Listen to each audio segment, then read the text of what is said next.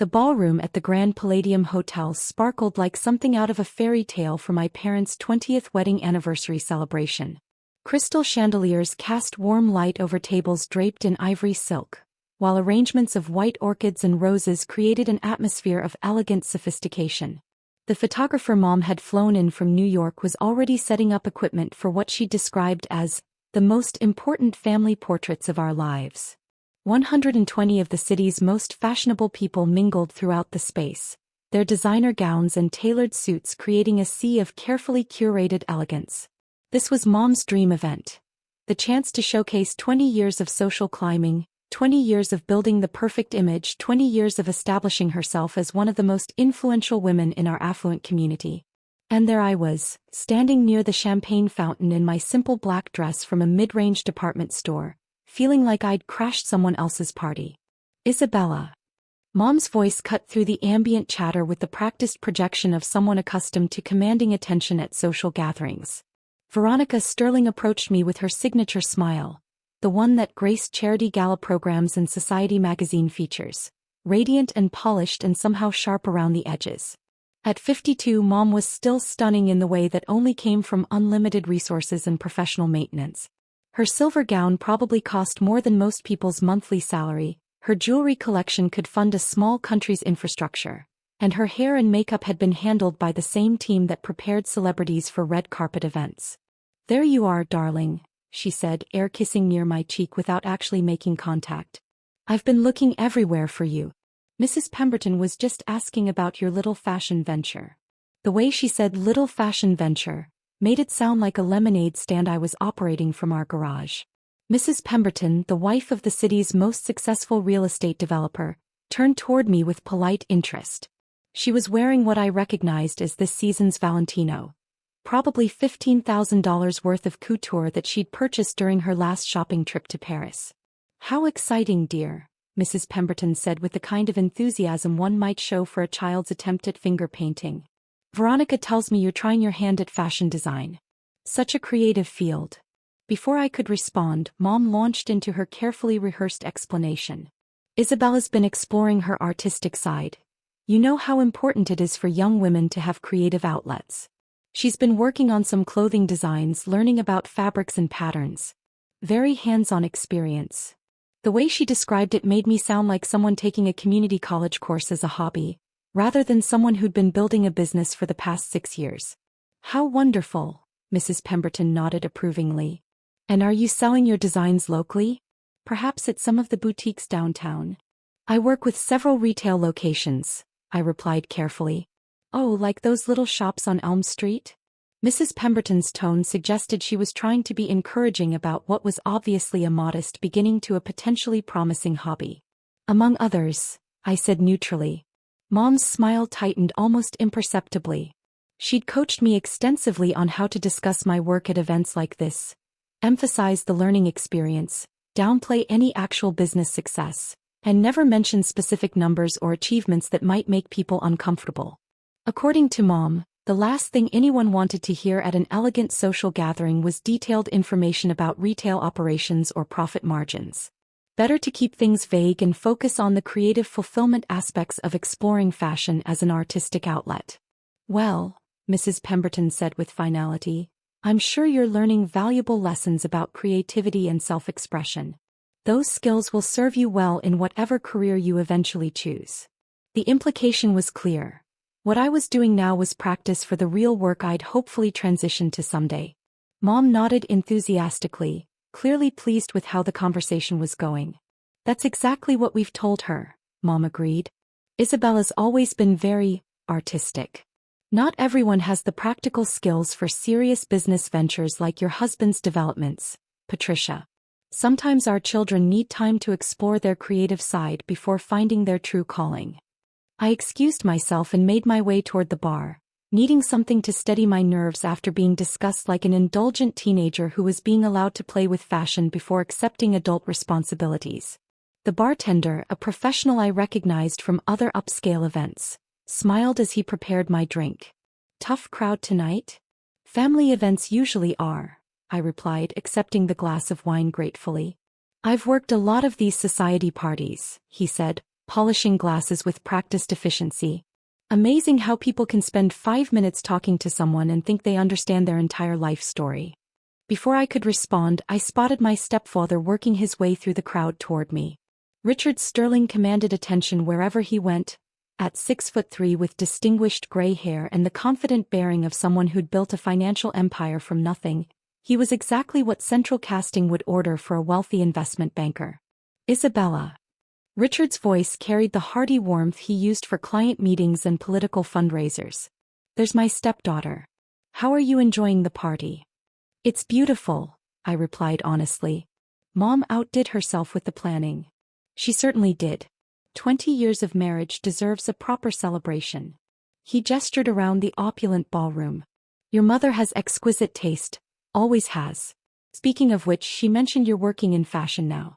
Following in her footsteps, you might say. Richard had always been kind to me, even when Mom's disappointment in my life choices was obvious. He'd married into our family when I was 16, bringing stability and unlimited financial resources that had transformed our lives completely. I wouldn't say I'm following in her footsteps exactly, I said carefully. Well, you're both interested in beautiful clothes and elegant design. That's something you have in common. He lowered his voice slightly. Between you and me, your mother is worried that you're not being practical enough about your career prospects. She wants to see you succeed, but she also wants you to be realistic about the fashion industry. I'd heard this concern before. The gentle suggestion that I needed to temper my artistic ambitions with practical considerations like steady income and professional security. I understand her concerns, I said. She loves you, Isabella. We both do. But sometimes love means encouraging someone to make smart choices rather than just following their dreams. My phone buzzed with a text from Marcus, my business partner. Luxe Boutique grand opening was incredible. Lines around the block, sold out of half our inventory. The Vogue editor wants to feature us in next month's issue. Congratulations, boss. I quickly silenced my phone and slipped it back into my purse, but not before Richard noticed the interruption. Work emergency? He asked with gentle amusement.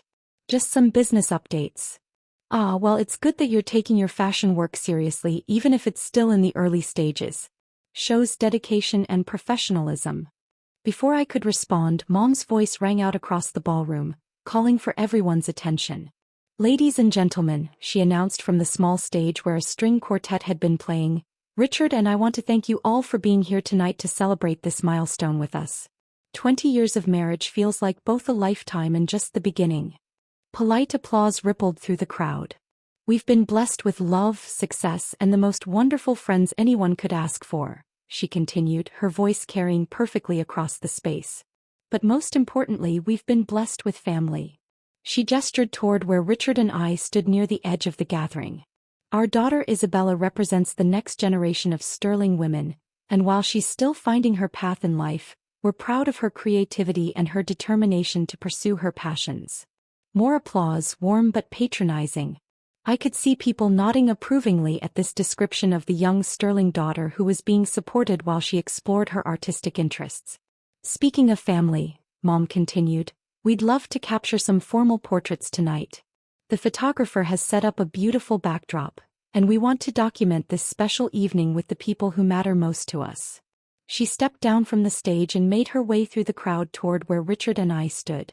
Behind her, I could see the photographer adjusting his equipment, preparing for what would undoubtedly be an elaborate photo session. Isabella, darling, Mom said as she approached, we'll start with some family portraits, then do some group shots with our closest friends. She looked me up and down critically, taking in my simple black dress, my department store shoes, my minimal jewelry. Her expression shifted almost imperceptibly, from social hostess mode to the kind of focused assessment she usually reserved for planning charity gala logistics. Actually, she said quietly, perhaps we should do the family photos later. After you've had a chance to freshen up a bit. I felt heat creep up my neck. Is something wrong with how I look? Of course not, sweetheart. You look lovely. It's just. She gestured helplessly at my outfit. These photos are going to be displayed at the country club, featured in the society pages, included in our holiday cards. They need to represent our family properly. Richard was looking uncomfortable now, clearly sensing the tension in this conversation. Veronica, he said gently, Isabella looks beautiful. She does look beautiful, Mom agreed quickly. It's not about her appearance. It's about the key presentation. The image we're projecting as a family. I stared at her, trying to process what she was actually saying. You don't want me in the family photos. I want you in the photos, she said firmly. I just want you to look like you belong in them. The words hit like a physical blow. Not because they were cruel. Mom wasn't trying to be hurtful. But because they revealed exactly how she saw me. As someone who didn't naturally belong in the elegant world she'd worked so hard to build. What would I need to change? I asked quietly. Mom glanced around nervously, clearly aware that this conversation was happening in full view of her anniversary party guests. Well, perhaps something with a bit more presence? More sophisticated? I have some beautiful dresses upstairs that might work better. She meant dresses that cost thousands of dollars. Dresses that would make me look like I belonged among the designer-clad women filling her ballroom. Or, she added hopefully, we could schedule a separate photo session next week, when you've had time to shop for something more appropriate. The suggestion hung in the air like an accusation. I wasn't dressed appropriately for my own family's anniversary photos. You can't be in the family photos looking like that, she said in a harsh whisper, glancing around to make sure none of her guests were overhearing this conversation. I stood there for a moment, processing the full impact of what had just happened. My own mother had just banned me from family photos at her anniversary party because my clothes weren't expensive enough to meet her standards. I understand, I said calmly, stepping away from where the photographer was setting up his equipment. I moved to a quiet corner of the ballroom and pulled out my phone to check the messages I'd been ignoring all evening. There were dozens, congratulations from my team, updates from store managers, interview requests from fashion magazines, and meeting invitations from investors who wanted to discuss our expansion plans.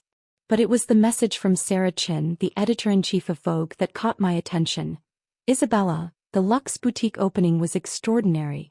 We want to feature your story in next month's issue. The young designer who's revolutionizing luxury retail. Can we schedule a photo shoot at your flagship store? I was still reading when I heard a commotion near the photo area. Mom's best friend, Caroline Martinez, was staring at something on her phone with obvious excitement. Veronica. Caroline called out, her voice cutting through the ambient party chatter. You have to see this. The most amazing thing just happened downtown. Mom paused her conversation with the photographer and turned toward Caroline with polite interest. What is it, dear?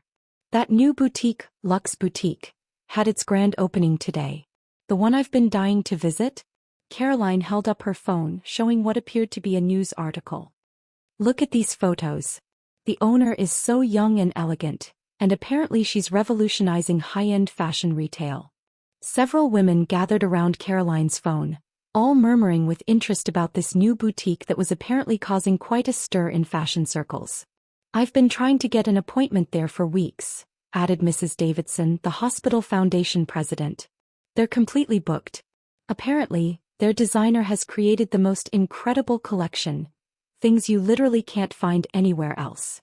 The owner is supposed to be some kind of prodigy, Caroline continued, scrolling through the article. Started with nothing and built this incredible fashion empire. The article says she's only 30 and she's already being compared to major designers. Mom was trying to look interested while clearly being impatient to get back to her photo session, but I could see several of her friends becoming increasingly excited about this boutique discussion. Show me the picture, demanded Elizabeth Chin, the wife of our city's most successful attorney. I want to see what this fashion prodigy looks like. Caroline turned her phone so the group could see the screen more clearly. Here she is, Isabella Lauren. Isn't she gorgeous? And so sophisticated looking. I watched Mom's face as she looked at the photo on Caroline's phone. I saw the exact moment when recognition hit her, the instant when her brain processed what she was seeing. The elegant young woman in the Vogue-worthy photo was me. That's... Mom's voice was barely a whisper. Caroline, that's... Isn't she stunning? Caroline continued enthusiastically. The article says she owns the entire building, not just the boutique. Apparently, she bought the property last year and completely renovated it. The retail space is just the ground floor. She has design studios and offices upstairs, plus a penthouse apartment. The entire building? Mrs. Pemberton looked impressed. Do you know how much real estate costs in that area? We're talking about millions of dollars. Elizabeth Chin was reading another article on her own phone. It says here that her boutique collection sold out in 4 hours. 4 hours. And these aren't inexpensive pieces. Dresses starting at $3,000, evening gowns up to $15,000. $15,000 dresses? Mrs. Davidson gasped. And people are buying them? Apparently there's a waiting list, Caroline replied, still scrolling through articles. Fashion Week buyers are flying in from New York and Paris just to see her work. Mom was still staring at Caroline's phone like it contained impossible information. The article mentions that she's been building her fashion empire for 6 years, Elizabeth continued reading. Started designing in college, built a following through social media and pop-up shows, then quietly opened several successful boutiques before launching this flagship store. Several boutiques? Mrs. Pemberton looked confused. I thought this was her first store. No, apparently she owns boutiques in 4 different cities. This is just her largest location, her flagship store in her hometown. I could see Mom's face cycling through confusion, disbelief, and something that might have been panic as she processed this information. Wait, she said slowly, did you say the owner's name was Isabella Laurent? Yes, isn't that a beautiful name? Very sophisticated, very fashion-forward. Mom turned toward where I'd been standing, but I'd moved closer during their conversation. Now I was directly behind the group, close enough to see Caroline's phone screen clearly. Actually, I said calmly, Laurent is my professional name. I use it for business purposes. The entire group turned toward me with expressions ranging from confusion to shock. Your professional name? Caroline repeated slowly. I'm Isabella Laurent, I said simply. I own Luxe Boutique. The silence that followed was so complete I could hear the string quartet playing on the other side of the ballroom. Mom's champagne glass slipped from her fingers and shattered on the marble floor, the sound seeming to break the spell that had fallen over the group. You own Luxe Boutique? Mrs. Davidson's voice was barely a whisper. Among other things, I replied, pulling a folder from my purse. I'd been carrying it all evening, planning to show it to Mom privately after the party. But circumstances had changed. I handed her the property deed, the business licenses, and the latest financial statements for Laurent Fashion Group, my company that owned and operated luxury boutiques in 4 cities. This is impossible, Mom said, her hands shaking as she looked through the documents. Isabella, you can't possibly own. These numbers can't be right. Which numbers specifically? Annual revenue of $47 million, she read aloud. Property holdings valued at $12 million. Staff of 83 employees across 4 locations. Each number seemed to hit the group like a physical blow. Caroline was staring at me like I'd just announced I was secretly royalty. You're the Isabella Laurent that Vogue wants to feature? That's correct. The designer that Fashion Week buyers are flying in to see? Yes. The woman who sold $15,000 dresses in 4 hours? I nodded. Elizabeth Chin was frantically Googling on her own phone now. There are articles about you in Harper's Bazaar, Elle Women's Wear Daily. Isabella, you're being called one of the most innovative fashion entrepreneurs under 35. That's very flattering. Mrs. Pemberton was looking at the financial documents Mom was still holding. $12 million in property holdings? You own the buildings your boutiques are in? I own all 4 buildings, yes. I learned early that real estate appreciation is often more valuable than retail profits in the long term. Mom finally found her voice. Isabella, how long? How long have you been building this business? 6 years. Since I was 24. But you told us you were exploring fashion design, learning about fabrics and patterns. I was also applying what I learned to build a luxury retail empire. The group was starting to attract attention from other party guests, who were drawn by the obvious drama of this conversation. Richard appeared at Mom's elbow, clearly sensing that something significant was happening. What's going on? Mom handed him the documents with trembling hands. Isabella owns Luxe Boutique. The boutique Caroline's been trying to get an appointment at for weeks. Isabella owns it. Richard looked through the papers, his expression shifting from confusion to amazement. Isabella, this says your company is worth. This can't be right. The valuation is conservative, I said. We had it appraised for insurance purposes last month. The actual market value is probably closer to $60 million. The number seemed to ripple through the growing crowd of onlookers like a shock wave. $60 million? Mom's voice was hollow. That's if I wanted to sell, which I don't. I'm planning to expand to 2 more cities next year. Caroline was still scrolling through articles about me on her phone. Veronica, your daughter is famous in fashion circles. There are interviews with her in major magazines, features about her innovative retail concepts, discussions of her influence on luxury fashion trends. I don't understand, Mom said weakly. If you were building this incredible business, why didn't you tell us? Why let us think you were just playing around with design as a hobby? I looked around at the faces surrounding me, women who had spent the evening treating me like an indulgent young person who needed encouragement to pursue more practical career goals.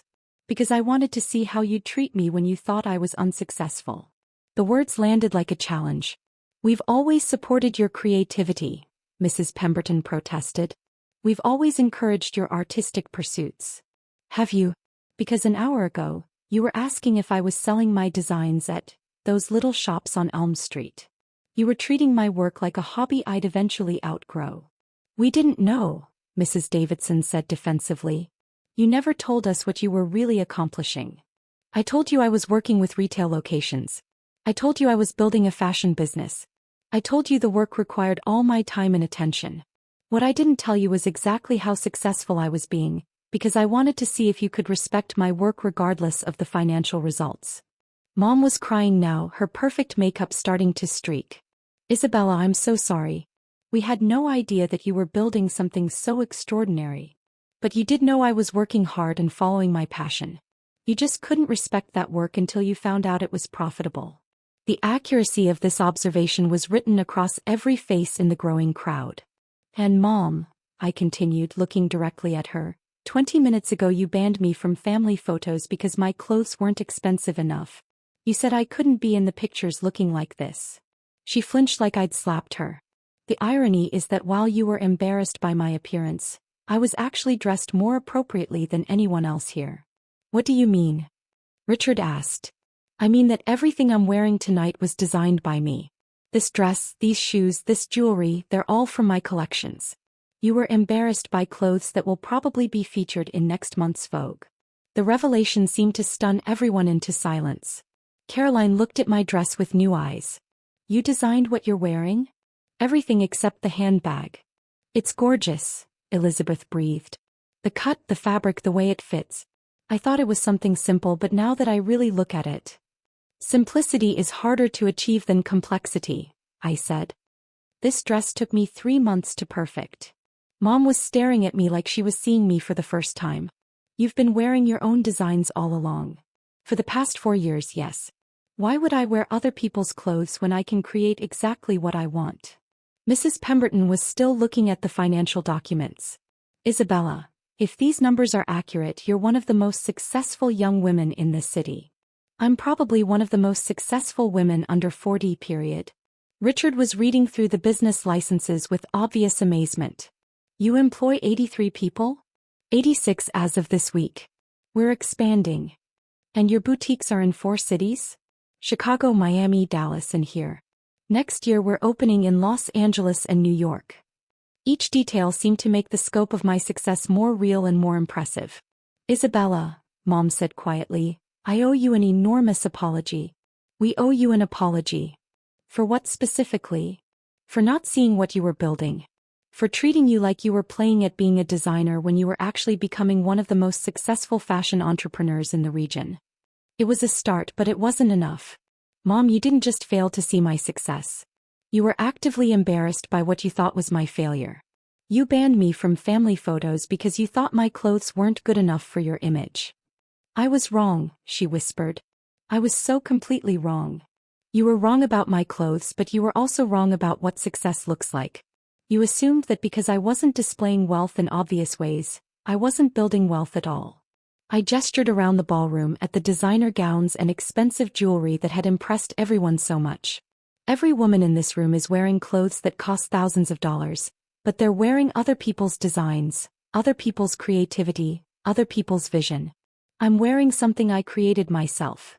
Something that represents my own artistic vision and business acumen. The distinction was starting to sink in. When you look at Mrs. Pemberton's Valentino gown, you're seeing Valentino's success. When you look at my dress, you're seeing mine.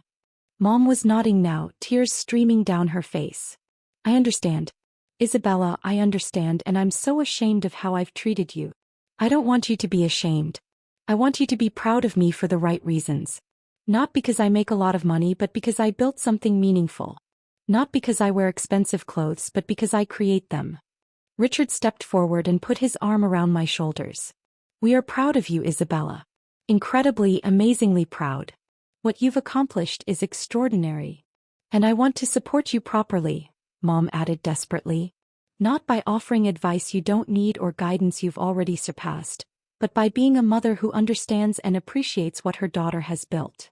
I looked at these people who had spent the evening treating me like an indulgent young woman who needed patience while she explored her creative side, not realizing they were talking to one of the most successful fashion entrepreneurs in the region. The photographer is still here, I said finally. If you want to take family photos, I'm ready. Mom's face lit up with hope. You'll stay for the photos? On one condition. Anything. You introduce me accurately. Not as someone who's exploring fashion design, but as someone who's mastered it. Not as someone who's finding her path, but as someone who's built her own road. Of course, she said eagerly.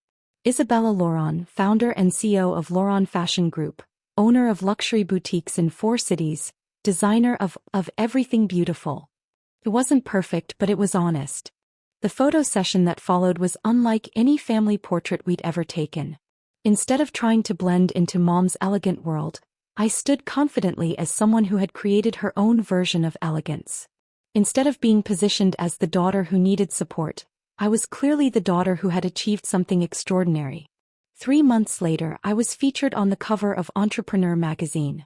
The article was titled, "The Stealth Success: How Isabella Laurent Built a Fashion Empire While Her Family Thought She Was Playing Dress-Up."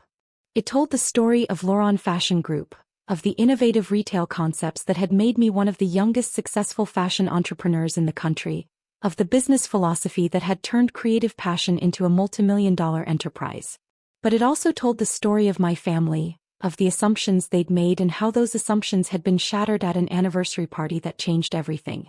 It discussed the danger of equating visible wealth with actual success, the importance of looking beyond appearances to see what people are really building. The article included a photo of my family at the grand opening of our New York boutique. Mom, Richard, and I standing together in front of the Laurent Fashion Group logo, all of us dressed in my designs, all smiling genuinely. The caption read, "The Sterling Family Today, Learning to See Success in New Ways." It wasn't perfect. Relationships that had been built on false assumptions don't heal overnight. But it was honest, and it was real, and it was based on truth instead of appearances.